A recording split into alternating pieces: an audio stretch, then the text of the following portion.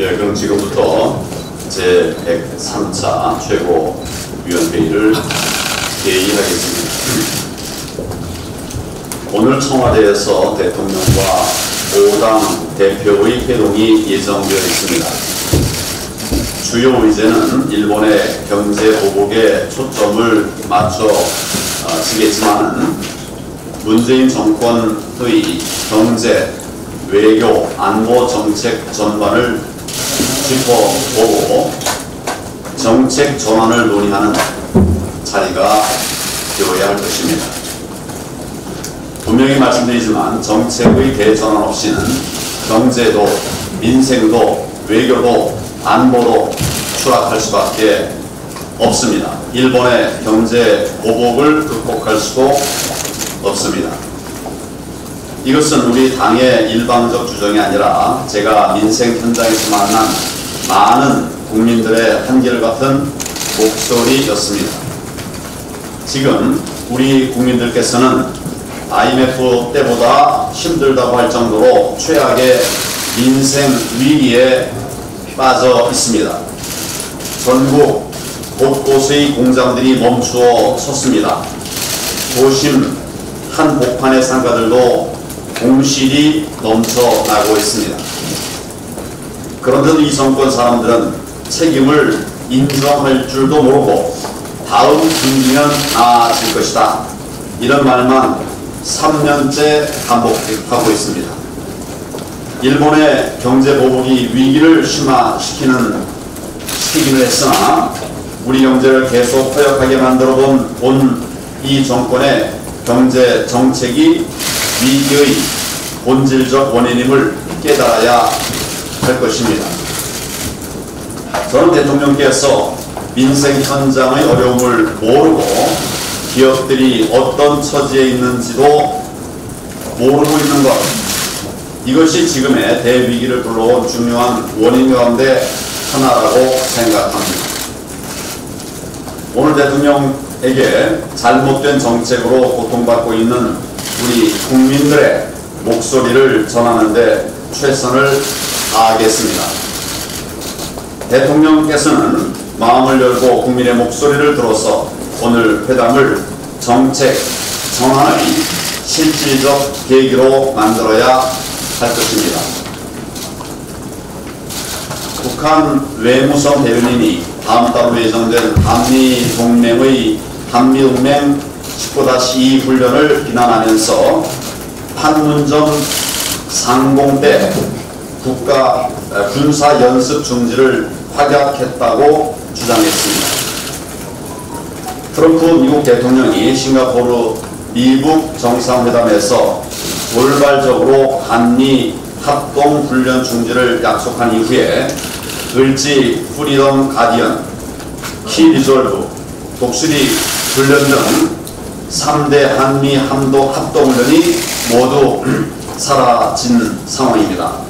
그런데 실제 병력이 동원되지도 않는 컴퓨터 시뮬레이션 연습, 동맹 19-2 훈련까지도 중단하라고 생떼를 쓰고 있는 것입니다. 문제는 미국과 북한이 이런 미략을 주고받았다는 주장이 나오고 있는데도 우리 정부는 실상조차 파악을 하지 못하고 있다고 하는 사실입니다. 실제로 판문점 회동 당시에 문재인 대통령은 가이드 역할만 하고 회동에는 참여하지 못했습니다. 우리 외교당국은 트럼프 대통령과 김정은이 1시간 가까이 무슨 일담을 나누었는지 모르고 있습니다. 한미 동맹이 무너지고 있는데 우리 정부는 사실상 속수무책 상황입니다. 이것이 문재인 대통령이 주장하는 중재자, 운전자인지 묻지 않을 수가 없습니다. 한미문맹을 외면하고 북한 편들기에만 매달리다가 결국 미국도 북한도 우리를 패싱하는 지경에 이르렀습니다. 미국과 북한 사이에서 우리의 자리가 사라지면 한반도의 운명이 북한 김정은의 손에 맡겨질 것입니다. 우리 국민의 안전과 생명이 북한 독재 정권의 손에 넘어가는데 과연 잠이나 편히 잘 수가 있겠습니까?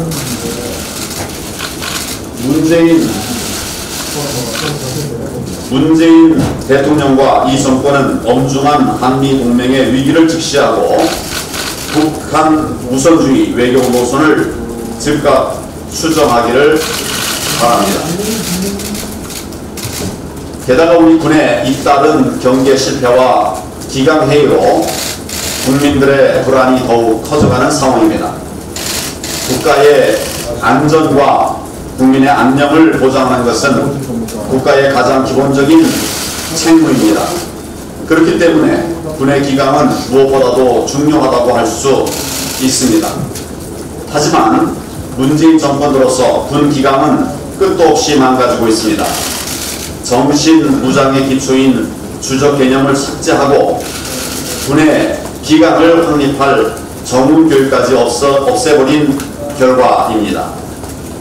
북한 독재 정권의 군사적 위협은 전혀 변하지 않았는데도 이를 덮어주고 감싸기 위해서 군 기강을 희생시키고 있는 것입니다. 결과적으로 군 간부들이 타락한 관료주의에 오용되고 군의 곳곳에 무사한 일과 책임 회피가 전염되고 있습니다. 북한의 동력선이 동해 바다를 누리고 삼척항에 상륙을 해도 어느 누구도 모르고 또 책임질 사람은 책임을 지지 않고 오히려 사실을 은폐 축소하기에 바빴습니다. 이번에는 군 간부가 제대를 앞둔 무고한 장병에게 죄를 뒤집어 쓰라고 강요하는 있을 수 없는 일까지 발생했습니다. 지난 2년여 우리 군의 상황에 비춰볼 때 군 기강의 저하가 불러온 참담한 결과라고 할 수밖에 없습니다. 국군 통수권자는 대통령입니다. 군 기강을 무너뜨리고 나라를 위태롭게 만든 것에 대해서 통수권자인 대통령이 책임을 져야 마땅하지만 국방부 장관의 힘으로 그 책임을 물으려고 하는 것입니다. 현재 여당은 해임 결의안 가결 가능성이 높다고 보고 국회 본회의 자체를 거부하고 있습니다. 국방부 장관에게 책임을 물어야 한다는 국민의 뜻을 문재인 정권 스스로 알고 있다고 하는 방증인 것입니다. 그럼에도 불구하고 끝까지 국방부 장관을 지키려 한다면 결국 그 책임이 그 위로 돌아갈 수밖에 없다는 사실을 명심해야 할 것입니다. 국민의 준엄한 뜻을 받들어서 즉각 국방부 장관 해임 건의안을 처리해 주시기를 바랍니다.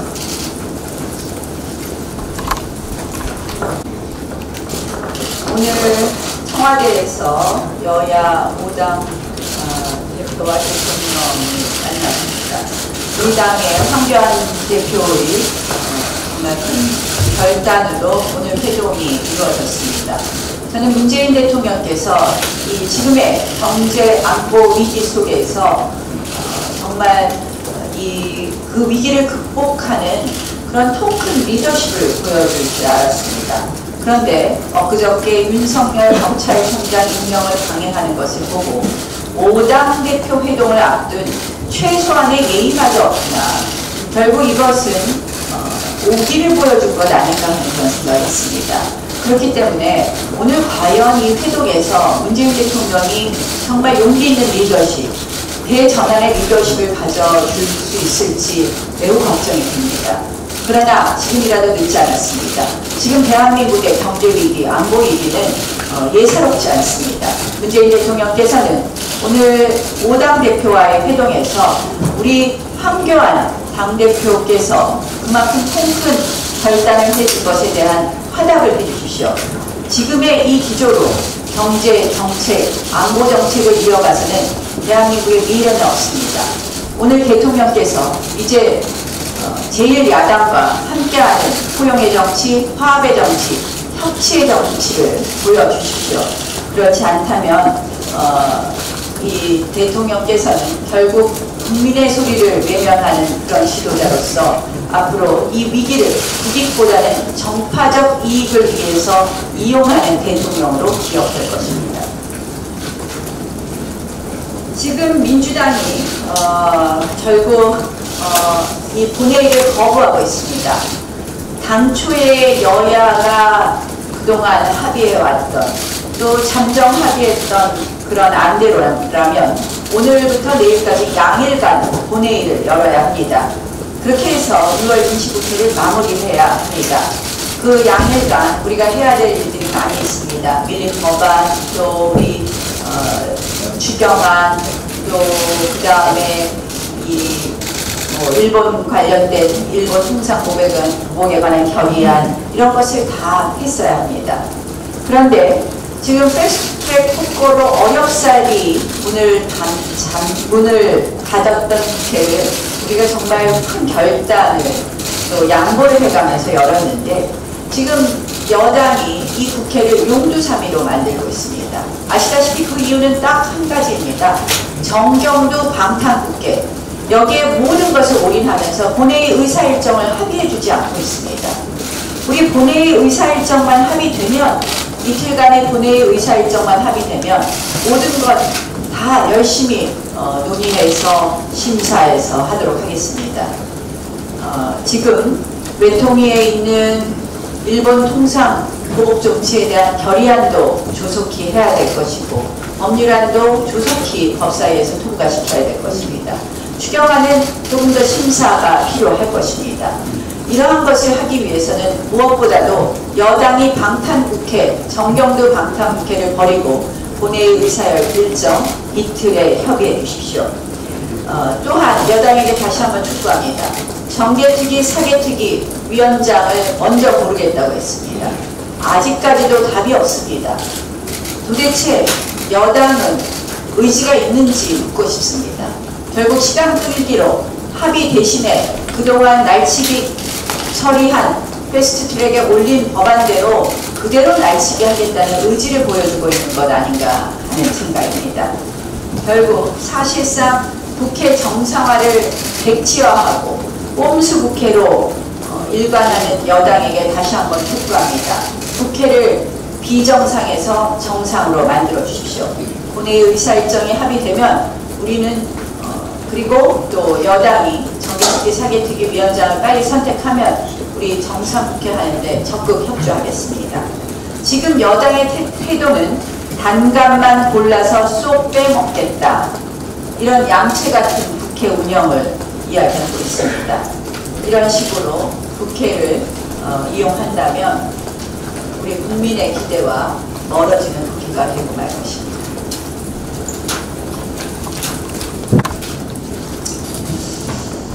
네, 안녕들 하십니까. 언론 환경이 참 안 좋게 안 좋은 것 같습니다. 제가 최고위원으로서 어제 일본 아베 수상에 대해서 강력하게 비열한 행위하지 마라 했는데, 거기에 대해서는 기사 한 줄 안 되고, 이 외통위의 일본 수출 규제 규탄 결의안 불발, 한국당 거부, 이렇게 아주 이 몬텔러로 국민들에게 어떻게 해야 되겠습니까? 조금 전에도 우리 나경원 원내대표께서도 말씀하셨다시피, 우리가 언제 이 일본 수출 규제 규탄 결의안을 우리가 채택을 반대했습니까? 그럼 저 조경태는 더불어민주당 도움입니까? 다시 한번 축구합니다. 아베 수상, 그 비열한 정책이 적가 중단 해라, 이렇게 하면 또 반말하면 막막하지. 적과 두달하라. 이게 우리 당의 입장이라 저는 이렇게 봅니다. 그래서 본때널로 좀 국민 여러분께서 좀 심판해 주시기 바랍니다. 어제 제가 우리 모두에 이야기했던 것 중에 하나가 이 경찰관이 서해안 횡단도 쪽에 그 장망경으로 보이는 것이 있다 해서 신고했다고 했는데 그게 참 결과가 좀 주목이 된다는 식으로 제가 말씀드렸는데 어제 군에서 합참에서 발표한 거 보면 상당히 우려스러운 부분이 있습니다. 제가 합리적 의심을 좀 하겠습니다. 저한테 들어오는 제보에 의하면 그곳은 상선이 지나다니는 곳이기 때문에 지금 군이 발표한 음항 부포를 설치할 이유가 없다는 거예요. 어민들이. 거기는 어민들이 선이 지나다닐 수가 없다면 왜냐하면 큰 배들이 그 상시로 왔다 갔다 하기 때문에 그렇습니다. 그래서 이게 음항 부포라는 그런 식으로 표현한 것 자체가 이것은 현지에 있는 분들의 이야기로서는 이건 도저히 있을 수가 없다. 그런 얘기가. 또 한 부분이 뭐냐면 또 합리적 의심이 되는 부분이 이것도 확인을 해봐야 됩니다. 수심에 대해서 지금 군에서 발표하면서 6m라고 되어 있습니다. 근데 거기가 만조시 되면 14m까지 올라가는데 새벽 5시에는 이게 새벽 5시가 만조라는 거죠. 그러면은 신고하는 시간이 1시간 반에서 2시간 그 사이인데 그러면 거기는 최소한 11m에서 14m 수심은 된 것이다. 그 다음에 세 번째 합리적 의심입니다. 일반 민간인도 아니고 거기에 항상 순찰하는 경찰에 의해서 신고가 됐습니다. 그런데 이 경찰이 112 신고를 한 것이 아니라 바로 군에다가 신고했습니다. 왜 군에다가 신고했습니까? 일반 민간인이 보는 시각하고 경찰이 보는 시각은 저는 분명히 다르다고 생각합니다. 자, 네 번째. 우리 일반인들이 의심이 되는 물체를 봐도 어떻게 합니까? 요즘 다 핸드폰 다 있죠. 다 찍습니다. 하물며 신고하는 경찰이 30분 정도를 거기서 감찰을 했다고 하는데 그것을 사진을 안 찍었다. 동영상을 안 찍었다. 이걸 믿을 수 있는 국민들이 과연 얼마나 되겠습니까? 그 다음 다섯 번째. 음항부포라고 했는데 음항부포는 여러분들이 잘 아시겠지만 스티로폼 성질입니다. 그러면은 파도가 1령이면은 부포 역시도 같이 1령이겠죠. 근데 장망경은 어떻습니까? 새 막대기와 같습니다. 새 막대기와 같은 것은 파도가 1령이 들어 이거는 고정되어 있습니다. 그렇지 않습니까, 여러분? 따라서 음항부포와 장망경을 구분 못했다 하는 부분에 대해서도 많은 우려를 하는 겁니다. 자, 그러면은 왜 이게 미확인 물체가 이쪽까지 들어왔을까 하는 부분에 대해서 제가 군사 전문가들한테 물어봤습니다. 바로 그것은 해군 제2함대 정문 쪽이라는 거죠. 또 하나가 여러분 이스키 사건 아시죠? 아우 사건. 그 아우가 폭발하겠다고 했던 기지가 바로 가스 저장고 및 이게 전략시설이 있는 곳이라는 거죠. 그래서 저희 야당은 자유한국당은 이런 안보에 대한 각종 위기상황, 의혹에 대해서 그냥 넘어갈 수가 없다 하는 말씀드리겠습니다. 이 안보 문제는 우리 국민의 안전과 생명이 걸린 문제이기 때문에 끊임없이 문제 제기하고 이 또 의혹을 제기할 수밖에 없는 거고 지난번에 동해에 보면은 국방부가 어떻게 거짓말했습니까? 바다가 파도가 잔잔했다. 이 거짓말로 드러나지 않았습니까? 또 어민이 신고했다. 또 그 거짓말이 그때 해사원이 배가 들어왔는데 들어오지 않은 것처럼 거의 보고를 했습니다. 그래서 지금이라도 이 군 지휘관, 특히 이 국방부 장관은 이 대한민국의 안보를 지킬 지키는 데 있어서 수장이 될 이 자격이 없다, 이런 생각을 합니다. 이 부분에 대해서 우리 자유한국당부터 이 사실 여부를 철저하게 그 진상조사를 저는 해야 된다고 생각을 합니다. 이와 함께 정경부 국방부 장관, 그 무능한 이 국방부 장관은 적극적으로 청와대에서 경질할 것을 촉구합니다. 이상입니다.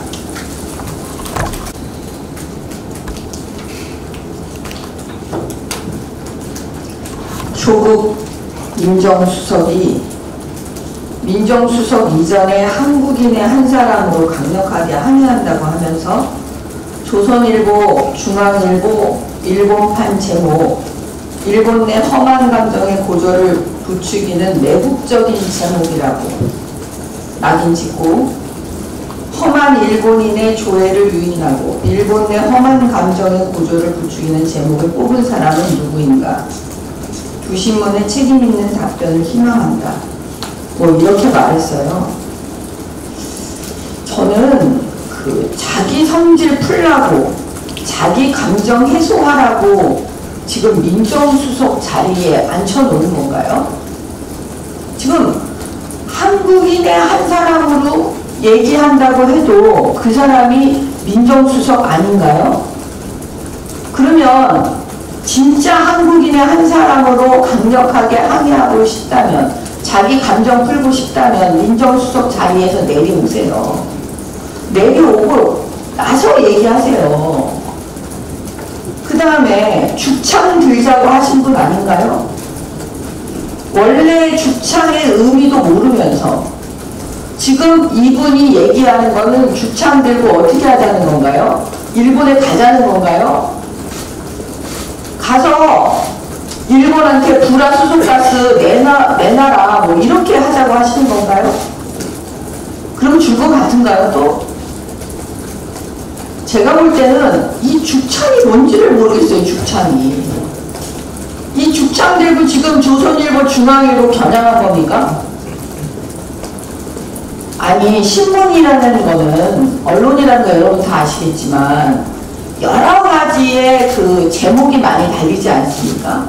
일본을 공격하는 아마 제목도 있었을 거고 여러 가지 제목이 있었을 거예요. 근데 유독 자기네들이 마음에 안 드는 거, 그런 부분만 쏙 빼가지고 이렇게 언론을 향해서 공격하는, 이거 정상인가요?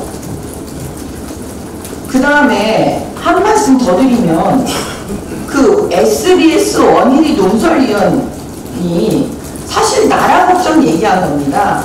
청와대와 여당의 방향이 보인다, 엿보인다. 그러니까 반일 감정 자극해서 왜 또 국민 평가하고 제대로 지금 나라 문제 해결 안 하냐고, 그런 나라 걱정하면서 국채보상, 근무기, 뭐 주창가, 이순신 장군 12척, 뭐 의병 일으키, 이런 여러 가지 지금 정부의 이런 모습들을 얘기하면서 걱정하는 목소리 하신 거예요. 그러면서 결론 그거 아니에요? 의병으로 해결되면 얼마나 좋겠냐. 근데 그 방법으로 나라를 구했느냐. 그런데 그거에 대해서 청와대 고위 관계자 이름은 밝히지 않아요. 청와대 고위 관계자, 사실 그분이 누구인지 먼저 좀 밝혀줬으면 좋겠어요. 그분이 이렇게 얘기를 합니다. 일본인 시각에서는 맞는 주장이지만 한국인 시각에서는 틀린 주장이래요.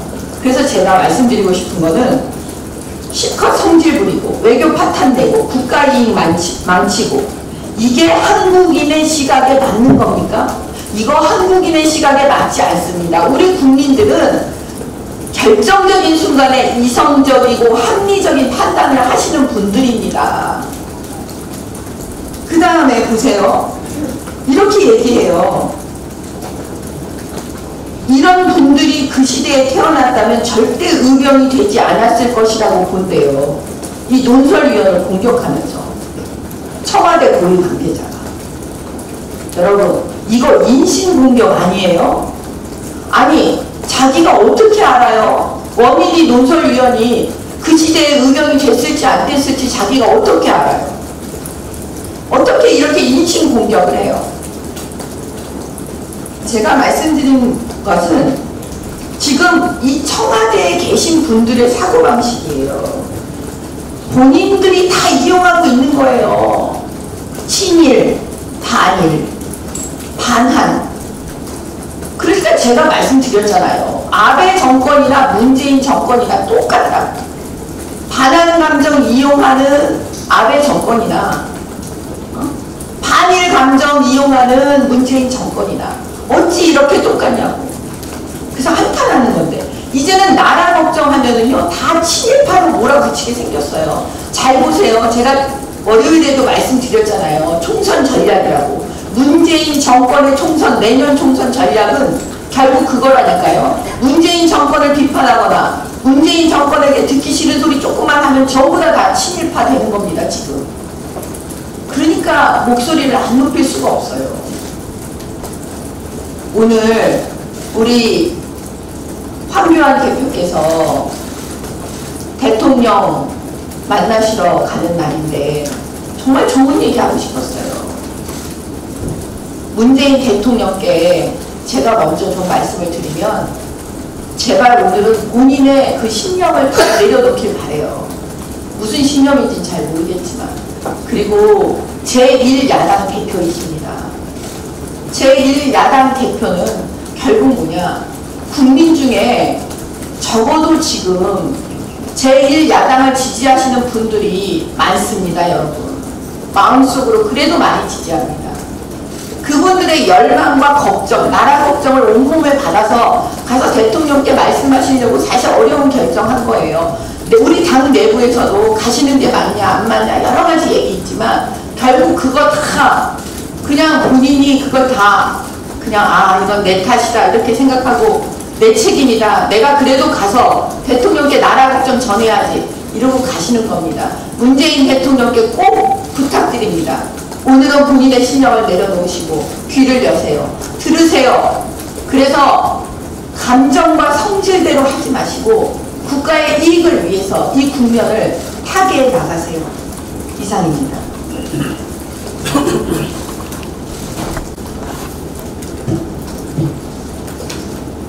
북한 동력선의 삼척강 입항 과정에서 보는 안보 부는 일본 경제 보복으로 확인된 외교무능, 자사고 폐지에서 확인된 교육무능, 협치 대신 신독재의 길을 선택한 정치무능, 최저임금 벼락 인상이 가져온 민생무능, 그 중에서 국민을 절망으로 몰고 가고 있는 것은 베네수엘라행 사회주의에 올라탄 우리 경제 무능이라고 하겠습니다.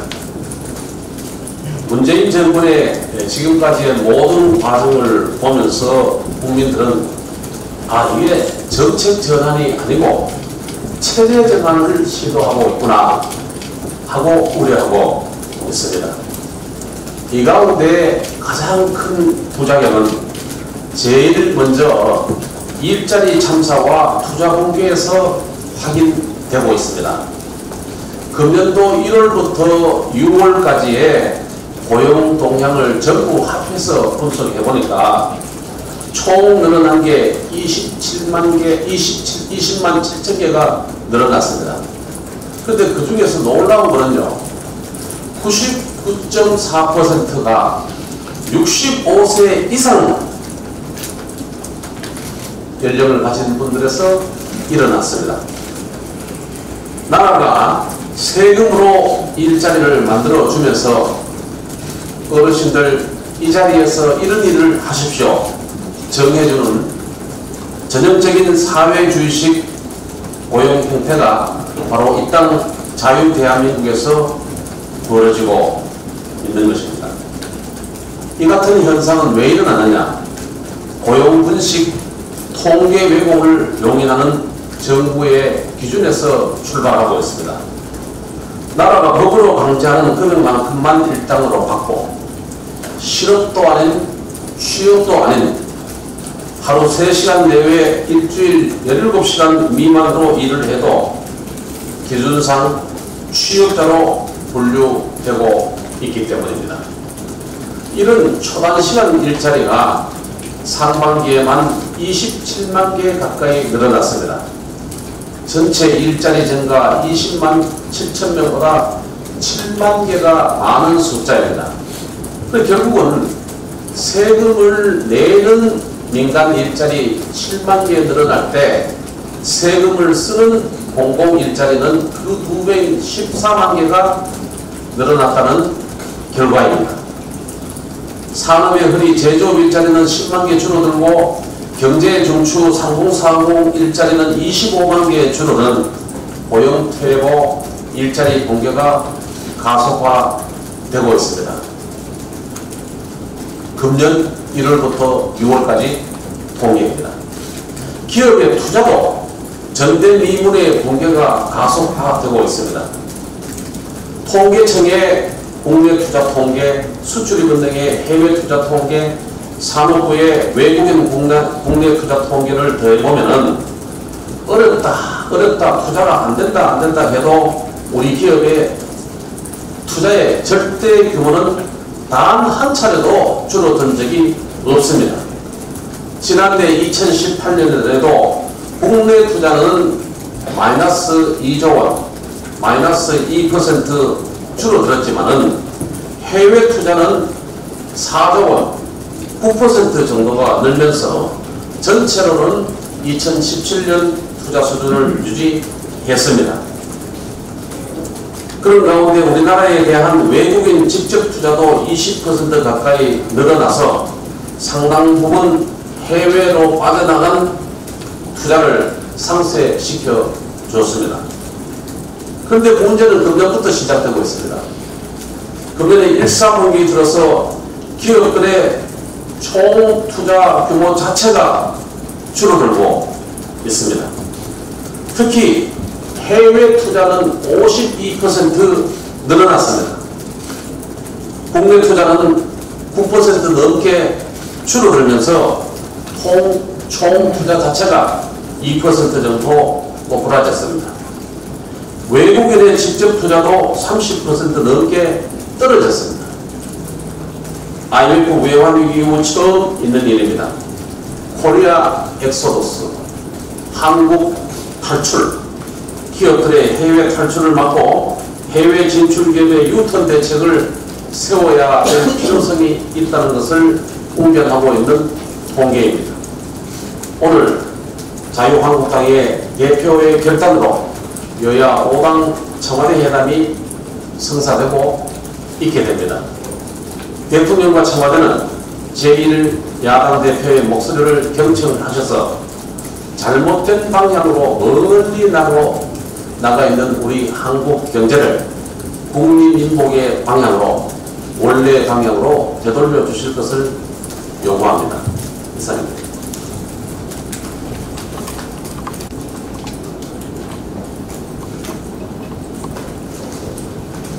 경찰의 성범죄 부실 수사가 계속 논란이 되고 있어서 한 말씀 드립니다.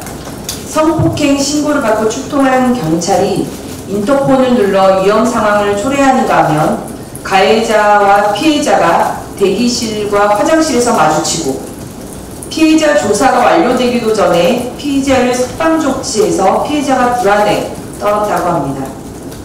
논란이 불거지자 경찰은 그제서야 잘못을 인정했는데요. 경찰의 데이트 폭력, 가정폭력, 성폭력 사건에 대한 안일한 수사 대응이 어제 오늘 도마에 오른 것도 아닌데 아직도 이런 수준이라니 정말 한심할 노릇입니다. 그런가 하면 민주당 소속의 이재현 인천 서구청장이 성추행 혐의로 검찰에 송치되었습니다. 지난 4월 경찰이 종결하려던 것을 검찰이 제동을 걸어서 보완 수사를 요구했고 재수사에 들어간 사건입니다.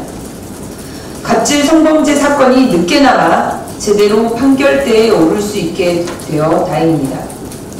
그런데 검찰의 보완 수사 요구가 없었다면 이 사건도 조용히 묻히고 제2, 제3의 피해자를 또 나올 뻔했습니다. 이런 식으로 드러나지 않은 사건들이 얼마나 많을지 과연 짐작조차 되지 않습니다. 연일 불거지고 있는 경찰의 미흡한 초동수사 논란은 각종 성폭력, 성범죄 사건에 대한 경찰의 안일한 인식과 대응을 상징적으로 보여주는 것이기도 합니다. 그런데 뿐만 아니라 이 사건이 벌어지자 경찰청에서는 전 기능을 망라하는 대여성 범죄 추진 종합계획을 마련하겠다라고 하는 대책을 내어놓았는데요. 여러분 기억하실 겁니다. 이런 여성폭력, 데이트폭력 이런 사건들이 워낙 많이 발생을 하니 여성가족부가 중심이 되어서 여성폭력범죄에 관한 범정부 TF를 구성을 해서 회의도 열고 관련한 대책을 10장이 넘는 내용으로 발표했던 기억 나실 겁니다. 그런데도 불구하고 대책은 대책뿐이고 이런 사건이 연이어 벌어지니 또 대여성범죄 추진계획을 내놓겠다는 또 대책 문서를 내놓겠다는 것입니다. 이런 여성가족부도 그렇고 범정부 TF 구성하겠다면 경찰청이 당연히 포함되는 것인데 이런 문서뿐인 대책 누가 신뢰할 수 있겠습니까? 정말 이 정부가 반성해야 될 지점이 많이 있는데 이런 여성 성범죄에 관련한 부분에 대해서도 이런 미온한 수준의 대응 대책 정말 질타받아야 될 것 같습니다. 네, 오늘 오후로 예정된 청와대 회동에 온 국민의 이목이 집중되고 신락 같으나마 희망을 걸고 계십니다. 오늘 회동을 계기로 해서 대통령의 국정 운영 방식 그리고 국회와 야당에 대한 대통령의 인식에 대전환이 있기를 국민과 함께 간절히 기대합니다. 그러나 이 기대가 공허한 기대가 될 거라는 불길한 예감이 들고 불길한 예감은 늘 맞는다는 이런 얘기가 떠올라서 걱정이 큽니다. 이번만큼은 이 불길한 예감이 틀리기를 정말로 바랍니다. 지난 9일날 서울시 교육감이 자사고 13곳 중 우리 8곳을 부득이 지정 취소하겠다고 하더니 어제 아예 자사고와 외교를 전면 폐지하자고 하면서 국가교육회의에서 자사고 외고 폐지를 위한 공론화에 나서자라고 주장을 했습니다. 그러면서 조희연 교육감이 이런 얘기를 했습니다. 재벌의 자녀와 택시 운전사의 자녀가 한 학교에서 만날 수 있어야 한다. 참으로 우치기만 선동에 능한 전형적인 좌파 스타일의 언급입니다. 국회의장의 망치와 목수의 망치 언급했던 어느 연예인의 말이 떠오릅니다.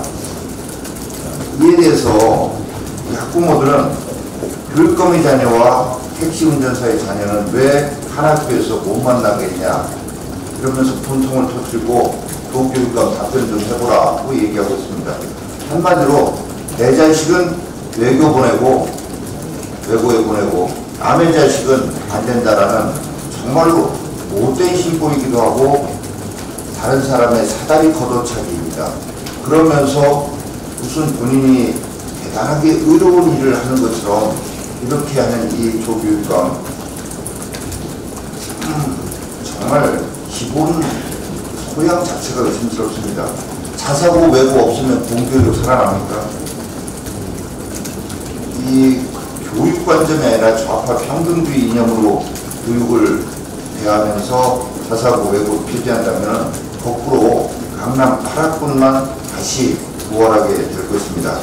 조교육감이 자사고 폐지가 시대정신이라고 했는데 시대정신은 이 4차 산업혁명 시대를 맞아서 자사고 폐지하는 게 아니라 창의교육 그리고 다양성 교육이라는 점을 지적합니다.